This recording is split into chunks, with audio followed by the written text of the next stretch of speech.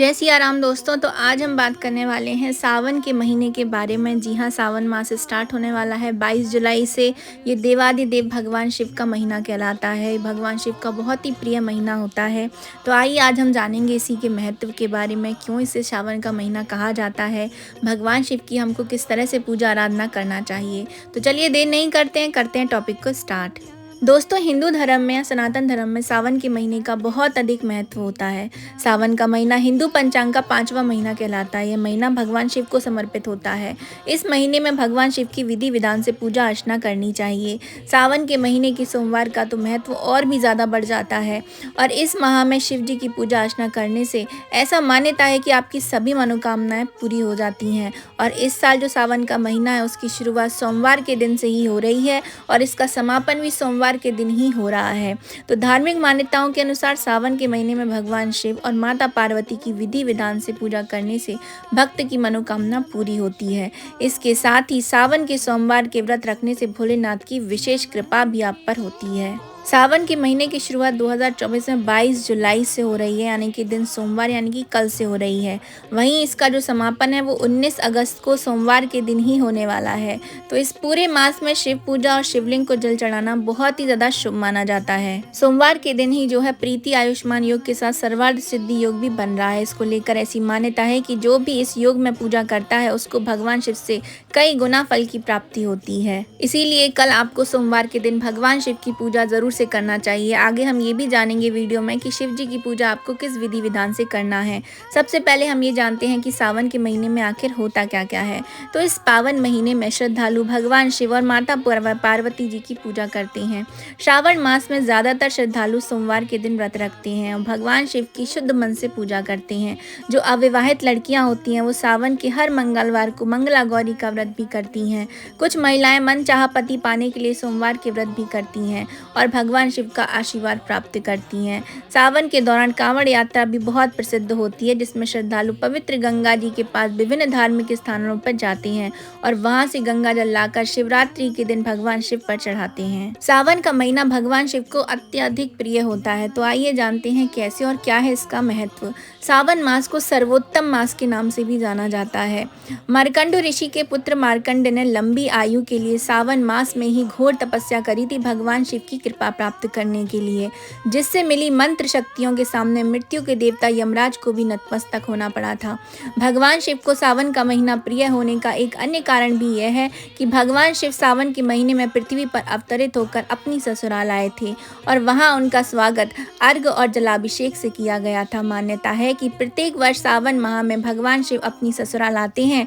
भूलोक वासियों के लिए शिव कृपा पाने का इससे उत्तम समय नहीं होता है, इसलिए आपको भगवान शिव की पूजा जरूर करना चाहिए। शिव पुराण में लिखा हुआ है कि भगवान शिव स्वयं ही जल हैं, इसलिए जल से उनकी अभिषेक के रूप में आराधना का उत्तमोत्तम फल मिलता है। इसमें कोई संशय नहीं है। शास्त्रों में वर्णित है कि सावन महीने में भगवान विष्णु योग निद्रा में चले जाते हैं, इसीलिए ये समय भक्तों, साधु संतों सभी के लिए अमूल्य होता है। यह 4 महीनों में होने वाला एक वैदिक यज्ञ है, जो एक प्रकार का पौराणिक व्रत है जिसे चौमासा भी कहा जाता है। तत्पश्चात सृष्टि के संचालन का उत्तरदायित्व भगवान शिव ग्रहण करते हैं, इसलिए भी सावन के जो प्रधान देवता कहलाते हैं भगवान शिव बन जाते हैं। आइए अब बात करते हैं कि आखिर इस महीने का नाम श्रावण ही क्यों पड़ा। तो पंचांग के अनुसार सावन का जो महीना है वो 5वां महीना कहलाता है। इस महीने का नाम श्रावण होने के पीछे एक बहुत बड़ा कारण है। इस महीने पूर्णिमा पर चंद्रमा जो होते हैं वो श्रवण नक्षत्र में होते हैं।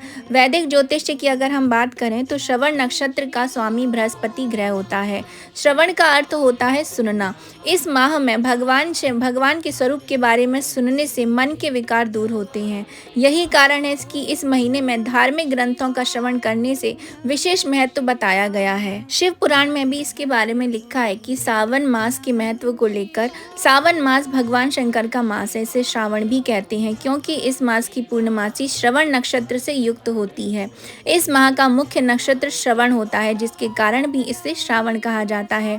एक मान्यता यह भी है कि श्रुति का अर्थ वेद होता है। प्राचीन काल में वेद नित्य श्रवण किए जाते थे, लेकिन धीरे धीरे उनका सुनना कम होता चला गया। तब यह निर्णय लिया गया कि इन्हें केवल वर्षा काल में सुना जाए, इसीलिए इस काल में पड़ने वाले मास का नाम श्रावण हुआ।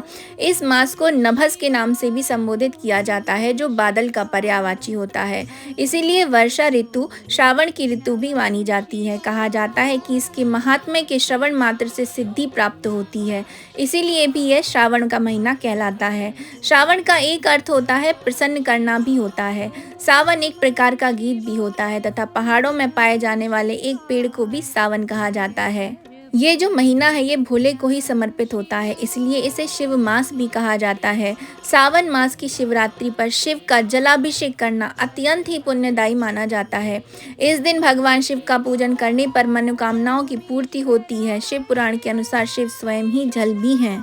ऐसी भी मान्यता है कि सावन मास ही में माता पार्वती की जो तपस्या हुई थी वह फलीभूत हुई थी, इसीलिए भी सावन का जो महीना होता है उसकी महत्वता और भी ज्यादा बढ़ जाती है। सावन के महीने को भगवान शिव का प्रिय महीना इसलिए भी कहा जाता है कि एक मान्यता के अनुसार दक्ष पुत्री माता सती ने अपने जीवन का त्याग कर कई हजार वर्षों तक शापित जीवन व्यतीत किया। इसके बाद उन्होंने हिमालय राज्य के घर माता पार्वती के रूप में जन्म लिया। माता पार्वती ने भगवान शिव को पति के रूप में पाने के लिए सावन के महीने में ही कठोर तपस्या की थी, जिससे प्रसन्न होकर भगवान शिव ने उनकी मनोकामना पूरी की और उन्हें अपनी पत्नी के रूप में स्वीकार किया था। इसीलिए भी सावन का महीना बहुत ही ज्यादा महत्व रखता है। इसीलिए भी ऐसा कहा जाता है कि यदि कोई भी कुमारी लड़की सावन के महीने में भगवान शिव की पूजा करती है, सोमवार का व्रत करती है और पूरी श्रद्धा के अनुसार जो है भगवान शिव से एक अच्छे वर की प्रार्थना यदि वो करती है, तो ऐसा कहा जाता है कि उसको सुयोग्य वर की प्राप्ति होती है। शास्त्रों में भी सावन के महीने को बहुत ही ज्यादा अधिक महत्व दिया जाता है। कहा जाता है कि इस महीने में भगवान शिव जल्दी ही प्रसन्न हो जाते हैं। इसके साथ ही सोमवार के व्रत का शीघ्र फल आपको मिलता है। सावन मास में भगवान शंकर की पूजा से विवाह आदि में आ रही जो अड़चनें होती हैं वो भी दूर हो जाती हैं। तो आइए अब जानते हैं पूजा विधि के बारे में। वैसे तो भगवान शिव की पूजा बहुत सादा और सिंपल सी है कि उनको आप अगर एक लोटा जल भी अर्पित कर देते हैं तो भगवान शिव उससे भी प्रसन्न हो जाते हैं। फिर भी एक विधि के बारे में मैं आपको बताती हूँ कि आपको सबसे पहले तो सुबह जल्दी उठ जाना है और स्नान आदि से निवृत्त होने के बाद साफ वस्त्र धारण करने हैं। अगर हो सके तो जो कुंवारी लड़कियां हैं वो सफ़ेद वस्त्र पहन करके भगवान शिव की पूजा करें। उसके बाद में घर के मंदिर में दीप प्रज्वलित करें जो शुद्ध घी का होना चाहिए। सभी देवी देवताओं का गंगा जल से अभिषेक करें। शिवलिंग में गंगा जल दूध चढ़ाएं। भगवान शिव को पुष्प अर्पित करें। भगवान शिव को बेलपत्र अर्पित करें। फिर भगवान शिव की आरती करें और भोग भी लगाएं। इस बात का ध्यान रखें कि भगवान शिव को सिर्फ और सिर्फ सात्विक चीज़ों का ही आपको भोग लगाना है।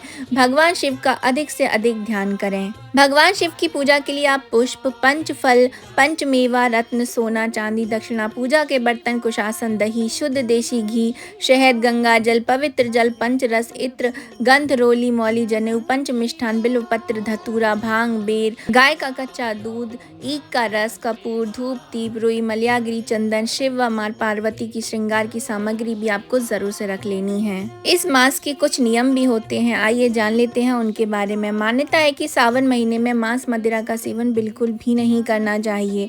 इस महीने में वाद विवाद से बचना चाहिए। घर परिवार में स्नेह बना रहना चाहिए। सावन में लहसुन और प्याज के सेवन करने की भी मनाही होती है। इसके अलावा मसूर की दाल, मूली, बैगन आदि के सेवन की भी मना होती है। शास्त्रों में बासी और जले हुए खाने को भी तामसिक भोजन की श्रेणी में ही रखा गया है। शास्त्रों के अनुसार सोमवार का व्रत बीच में नहीं छोड़ना चाहिए।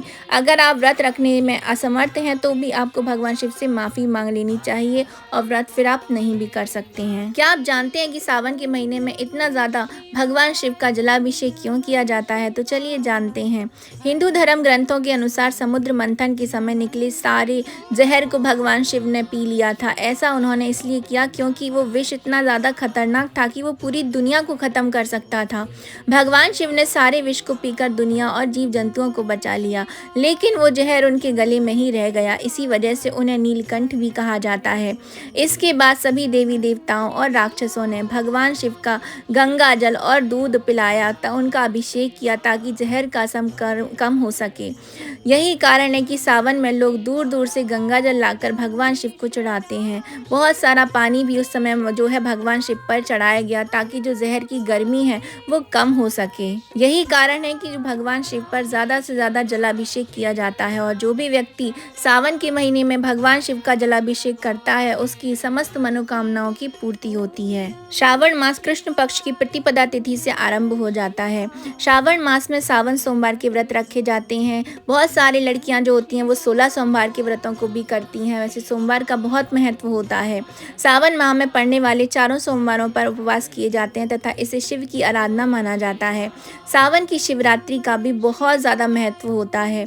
इस शिवरात्रि पर जो सावन मास की त्रयोदशी तिथि पड़ती है उस पर माता पार्वती और शिव दोनों की पूजा व आराधना की जाती है।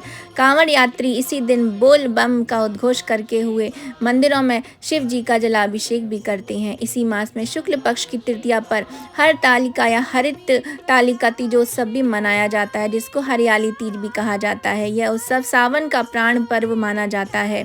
इस पर्व पर धरती के तन और किशोरियों के मन पर हरियाली छाई रहती है। इस दिन माता पार्वती की पूजा की जाती है तथा जो कुंवारी कन्याएं होती हैं और सुहागनें श्रृंगार कर झूला झूलती हैं। अनेक स्थानों पर इस समय पर मेले भी सजाए जाते हैं। सावन के महीने में सबसे ज़्यादा अधिक वर्षा होती है जो शिव के गर्म शरीर को ठंडक प्रदान करती है। भगवान शंकर ने स्वयं सनत कुमारों को सावन महीने की महिमा बताई है कि मेरे तीनों नेत्रों में सूर्य दाहिनी ओर, बाएं ओर चंद्रमा और अग्नि मध्य नेत्र में है। जब भी सूर्य कर्क राशि में गोचर करते हैं तब सावन महीने की शुरुआत होती है। सूर्य गर्म है जो ऊष्मा देता है, जबकि चंद्रमा ठंडा यानी कि शीतलता प्रदान करते हैं। इसीलिए सूर्य के कर्क राशि में आने पर झमाझम बारिश होती है, जिससे लोक कल्याण के लिए विष को पीने वाले भोलेनाथ को ठंडक व सुकून मिलता है। इसीलिए शिव का सावन से इतना ज़्यादा गहरा लगाव माना गया है। सावन के महीने में आप चाहें तो भगवान शिव की चालीसा का पाठ कर सकते हैं। आप ओम नमः शिवाय का जाप करते रहिए। पूरा दिन भी कर सकते हैं, भगवान शिव की पूजा के समय पर भी कर सकते हैं। बहुत लोग ऐसे होते हैं जो शिव तांडव स्तोत्र का भी पाठ करते हैं। और ख़ास तौर पर सावन के महीने में अगर हो सके तो आपको शिव पुराण का पाठ ज़रूर से करना चाहिए। ऐसा कहा जाता है कि शिव पुराण का जो भी व्यक्ति पाठ करता है उस पर भगवान शिव की असीम कृपा होती है। भगवान शिव का अगर हो सके तो पूरे सावन के महीने में आपको 5 चीज़ों से अभिषेक करना चाहिए। वो है दूध, दही, शहद, घी, गंगा जल से। और भगवान शिव का ओम नमः शिवाय का जाप करते रहिए और उन पर जल अभिषेक करते रहिए। हो सके तो आप रुद्राभिषेक भी ज़रूर से कराइएगा। आने वाली वीडियोस में अपने YouTube चैनल पर भगवान शिव की पूजा के बारे में और भी इन्फॉर्मेशन डालती रहूँगी, तो बने रहिए मेरे YouTube चैनल पर। तो ये थी मेरी छोटी सी इन्फॉर्मेशन सावन के महीने के महत्व के बारे में। आप सबको ये कैसे लगी है कमेंट बॉक्स में ज़रूर से बताइएगा। तो अभी मैं आप सभी से ले रही हूँ विदा। हम मिलेंगे नेक्स्ट वीडियो में किसी नई इन्फॉर्मेशन के साथ में। तो अभी के लिए आप सभी लोगों को जय जय सिया राम और भगवान शिव के शुभ और पावन महीने की आप सभी को बहुत बहुत शुभकामनाएँ।